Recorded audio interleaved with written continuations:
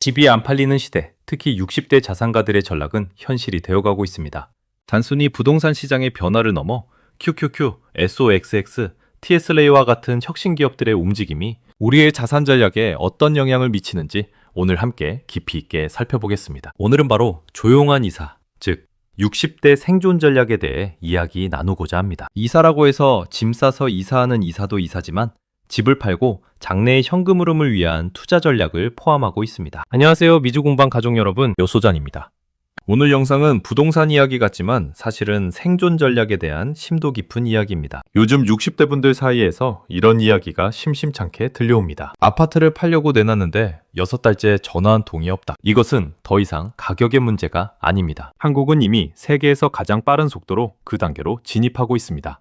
그리고 이러한 변화를 먼저 인지한 60대들이 조용히 특정 지역으로 이주하고 있습니다. 오늘 영상에서 그곳이 어디인지, 왜 그곳으로 가는지, 그리고 여러분은 어떻게 대비해야 하는지를 명확하게 정리해드리겠습니다. 지금 한국에서 진짜 무너지는 것은 집값이 아닙니다. 바로 거래 자체가 사라지고 있다는 점입니다. 2030년까지 30대 인구는 약 140만 명, 2040년까지 40대 인구는 약 180만 명이 감소할 것으로 예상됩니다. 30, 40대 인구가 줄어든다는 것은 곧 주택 매수 자체가 사라진다는 것을 의미합니다. 집값은 수요가 받쳐주면 유지될 수 있지만 문제는 가격이 아니라 거래가 무너지고 있다는 것입니다. 이미 전국에서는 집이 안 팔린다, 싸게 내놔도 안 팔린다는 말들이 쏟아지고 있으며 이는 1990년대 일본의 부동산 버블 붕괴와 같은 구조를 답습하고 있습니다. 여기에 더해 로봇이 집을 만드는 시대가 도래하며 건축비는 3분의 1 수준으로 줄어들 것입니다. 미국과 유럽에서는 3D 프린팅 건축이 이미 상용화되어 3일 만에 완공하고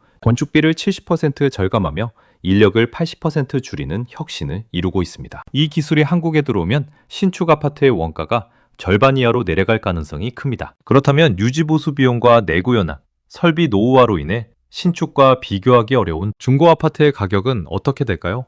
큰 변화를 맞이할 수밖에 없을 것입니다. 일본은 이미 도쿄조차 빈집 비율이 10%를 돌파했습니다. 일본에 900만 채의 빈집이 존재하는데 한국은 그보다 더 빠른 속도로 유사한 문제에 직면하고 있습니다. 한국은 일본보다 고령화 속도가 2배 빠르고 지방도시 소매 속도는 10년 이상 빠르게 진행되고 있습니다. 이러한 상황은 신축 원가 절감 기술과 맞물려 구축 아파트의 가치 하락을 더욱 부추길 것입니다. 유지보수 비용, 내구 연한, 설비 낙후 등의 문제로 인해 오래된 아파트는 신축과 비교하기 어려워지며 그 결과 가치 하락은 피할 수 없을 것입니다. 그렇다면 60대가 조용히 이주하는 곳은 어디일까요? 첫째, 수도권에서 가장 주목받는 곳은 수원입니다. 대형 병원이 밀집해 있고 서울 접근성이 좋으며 생활 인프라가 완벽합니다. 서울 생활의 이점과 낮은 집값을 동시에 누릴 수 있는 곳이죠. 둘째, 용인은 수도권 은퇴 1순위로 꼽히며 신축 아파트가 많고 GTX 예정으로 자연 환경 또한 훌륭해 서울 은퇴 대체 도시로 손색이 없습니다. 셋째,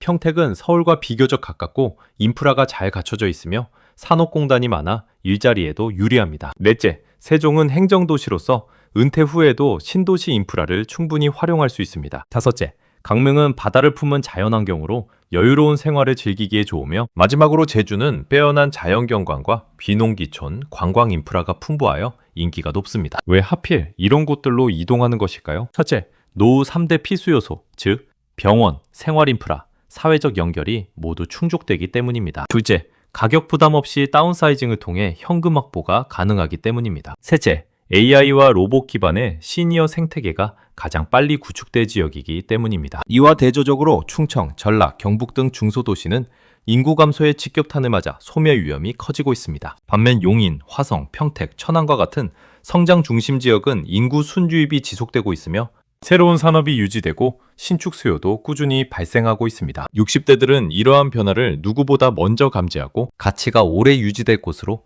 현명하게 움직이고 있습니다. 요즘 60대가 몰리는 지역들을 보면 그 이동 이유는 명확합니다. 병원 접근성, 잘 갖춰진 생활 인프라, 신축 아파트, 그리고 서울 대비 낮은 가격이라는 노후 필수 조건이 맞아떨어지기 때문입니다. 특히 용인, 화성, 평택, 동탄, 천안과 같은 지역은 병세권, 관리하기 쉬운 집, 편리한 교통, 그리고 생활 편의까지 두루 갖추고 있습니다. 65세 이후의 주거 선택이 남은 노후의 삶을 결정한다는 점을 명심해야 합니다. 실제로 부동산 자금이 주식시장으로 빠르게 이동하고 있습니다. 약 4개월 만에 16조 원이라는 막대한 자금이 움직였습니다. 2023년 12월에는 10조 6천억 원이 부동산에서 빠져나갔고 2024년 1월에는 6조 5천억 원, 2월에는 2조 8천억 원이 유출되었습니다. 반면 3월에는 3조 7천억 원, 4월에는 5조 4천억 원, 5조 원, 그리고 3조 원이 주식시장으로 유입되며 이 추세는 더욱 가속화되고 있습니다. 이러한 흐름은 단순한 변동이 아니라 자산운용의 근본적인 변화를 보여주고 있습니다. 부동산에서 금융자산으로의 이동은 크게 3단계로 진행됩니다. 과거 부동산 중심 자산 시대에는 부동산 비중이 70에서 80%에 달했고 집값 상승과 저금리, 인구 증가가 맞물려 집 한 채가 최고의 투자라는 인식이 지배적이었습니다. 하지만 이제 자산 구조 변화가 시작되며 금리 상승, 세금 부담 증가, 인구 감소 등의 요인으로 부동산 일부 현금화가 이루어지고 있습니다. 최종적으로는 금융자산 중심 구조로 전환되어 미국 주식, ETF 투자, 채권, 금 등으로 자산 분산 투자를 하는 시대가 도래하고 있습니다. 돈은 언제나 더 높은 수익과 안전을 찾아 움직이기 마련입니다. 노후주택 선택에는 6가지 핵심 기준이 있습니다. 첫째, 병원 접근성으로 15분 이내 종합병원 이용이 가능한지 확인해야 합니다. 둘째, 마트, 은행, 약국 등 편리한 생활 인프라가 필수적입니다. 셋째, 사회적 연결성을 고려하여 고립되지 않는 환경을 선택해야 합니다. 넷째, 계단, 난방, 관리비 등 관리 가능한 집이어야 합니다. 다섯째, 대중교통 이용이 편리한 이동 편의성을 갖춰야 합니다. 마지막으로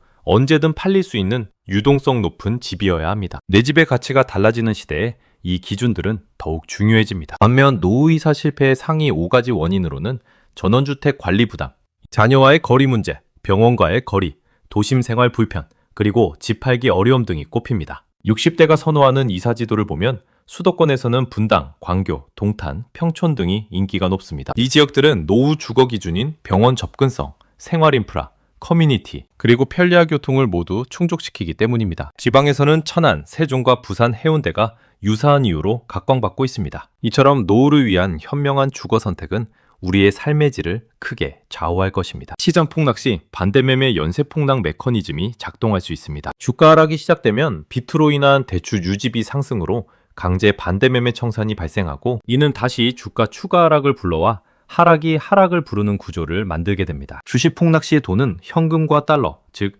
MMF와 채권 같은 안전자산으로 이동하며 장기적으로는 미국 주식과 ETF 같은 가치 있는 풀드 투자로 향하게 됩니다. 이처럼 위험회피 자금이 안전한 곳으로 이동하는 현상은 명확합니다. 하지만 공포장에서 돈 버는 구조도 존재합니다. 공포 심리가 극에 달했을 때 저가 매수를 하는 것입니다. 이때는 첫째, 탄탄한 자산, 둘째, 저평가 상태, 셋째, 유동성 확보, 넷째, 자동 투자를 고려해야 합니다. 위기는 오히려 좋은 기회가 될 수 있습니다. 3월 3일 월요일, 4일 화요일, 국내 증시가 급락한 것은 지투하신 분들의 마진콜, 즉 반대 매매로 인한 급락이었지만 현금이라는 실탄을 가진 투자자들은 웃고 있습니다. 코스피, 코스닥이 많이 상승했기 때문에 조정이 필요했을 때 중동 리스크가 울고 싶을 때 뺨을 때려주었다고 생각하시면 마음 편할 겁니다. 중동전쟁과 같은 지정학적 리스크는 돈이동 지도를 명확히 보여줍니다. 전쟁이 발생하고 중동 분쟁으로 시장의 공포가 확산되면 글로벌 자본은 위험 자산에서 안전 자산으로 빠르게 이동합니다. 미국 국채, 달러,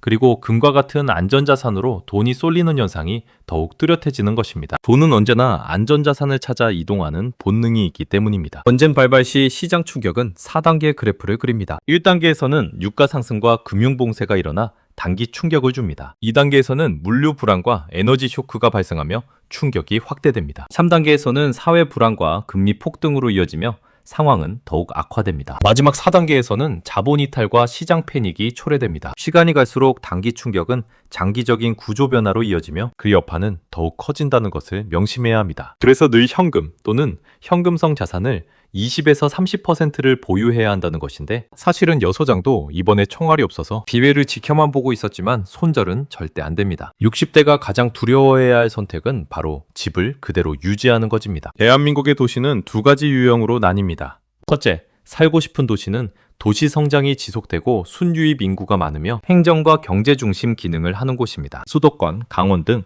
수원, 용인, 화성, 평택, 고양, 천안, 세종, 강릉, 제주 등 59개 도시가 이에 해당하며 2035년 예상 빈집 비율은 6.7%에 불과합니다. 둘째, 사라지는 도시는 인구 절벽과 순유입 인구 감소, 소멸 위험 지역으로 분류됩니다. 충청, 전라, 경북 등 강릉, 기장, 독포, 구미, 포항, 순천 등 시군구의 70%가 이에 해당하며 2035년 예상 빈집 비율은 20.7%에 달합니다. 한국 전체의 2035년 예상 빈집 비율은 14.8%로 이는 집을 그대로 유지하는 것이 얼마나 위험한 선택일 수 있는지를 보여줍니다. 다시 한번 강조하지만 지금은 집이 안 팔리는 시대이며 60대의 자산 전략은 새로운 접근이 필요합니다. 집값이 떨어질까요? 라는 질문도 중요하지만 지금 대한민국에서 더 큰 문제는 가격이 아니라 거래 자체가 어렵다는 것입니다. 현재 대한민국은 출생아 수가 23만 명에 불과하고 고령 인구는 1,050만 명을 넘어섰으며 동시에 베이비붐 세대의 은퇴가 시작되었습니다. 앞으로는 집값 문제보다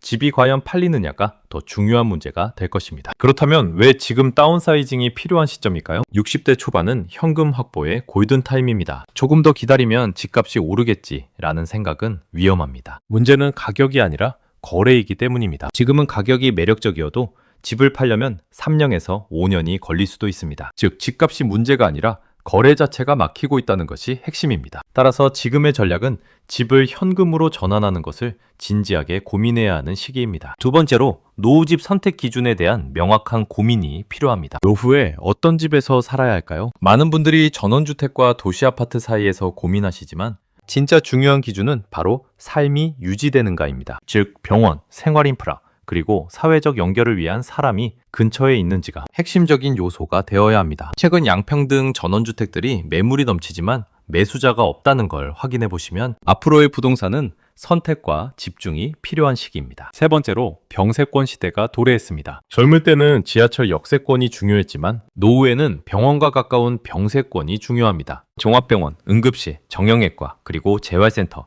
이 네 가지가 노후 생활의 중심이 됩니다. 그래서 지금 시니어들이 이동하는 지역은 병원을 중심으로 한 도시들입니다. 병원 접근성과 함께 생활 인프라, 그리고 사회적 연결이 원활한 곳을 선택해야 합니다. 네 번째, 관리 가능한 집이 노후 주거 선택에서 가장 중요합니다. 집이 크면 청소, 유지 관리, 난방비 부담이 커지고 재활치료 등의 접근성도 문제가 될 수 있습니다. 네 번째, 노후 주거에서 가장 중요한 것은 바로 관리 가능성입니다. 집이 크면 청소, 일반적인 관리, 난방비 부담, 그리고 필요할 때 재활센터와의 거리 등 여러 문제가 발생합니다. 따라서 노후를 위한 집은 신축, 엘리베이터 유무, 편리한 주차 공간, 그리고 단지 내 이동 편의성, 이 네 가지를 반드시 고려해야 합니다. 이 점은 여러분의 노후 생활의 질을 결정하는 핵심 요소가 될 것입니다. 다섯 번째, 다운사이징으로 현금이 확보되면 다음 단계인 금융자산 포트폴리오 구성이 매우 중요합니다. 여소장의 전략 예시를 들어보겠습니다. 예를 들어 미국 ETF에 40%를 투자하고 QQQ,